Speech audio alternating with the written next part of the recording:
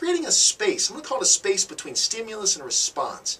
You know, most of us, when we're reacting, when we're in that mindset, it's the language, we're not thinking through the choices. We're just making them, almost it's like a default mechanism when you turn your computer on, right? Well, we're doing this for a very good reason, and this is an important thing to remember. Prior to the age of 28, you barely have full functioning over your frontal lobe processes. So if you're under 28, you're not nearly as conscious as you think you are. You're not nearly as in control of your feelings and emotions as you might believe. But we find that when you do certain types of concentration meditations and affirmations and focusings, you actually begin to grow dendrites in some of the more important parts of the brain that are just beginning to come online, like your anterior cingulate. These are the areas of social awareness, self-regulation, moral decision-making. And like I said, before the age of 28, these parts of your brain are barely developed.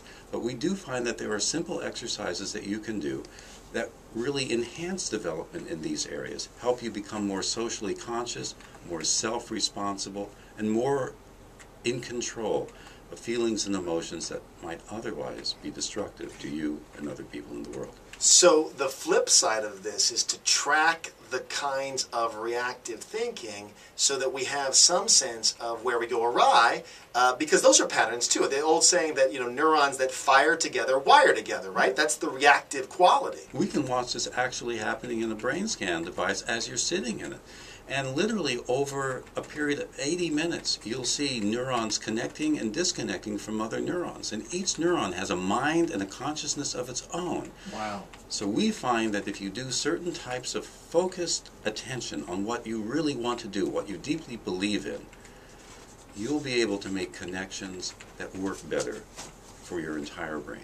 Right, that's so brilliant. And I said before that that's empowering because so many of us feel like victims of our circumstances. And again, one big part of this is because so often, I'm going to say we're reacting to our circumstances, but I'm going to push that a little bit and say maybe we're even creating them.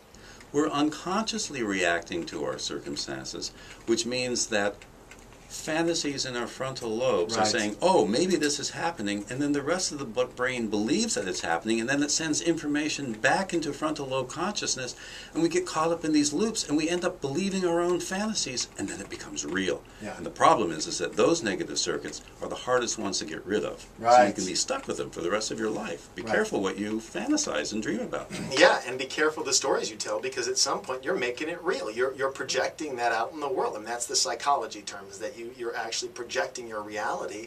We use a very simple phrase: upset needs a place to land. You're upset, who are you going to make it about? So the idea is that tracking our upset, taking responsibility for it, and having some sense of how to self-soothe, that's where the mindfulness comes in.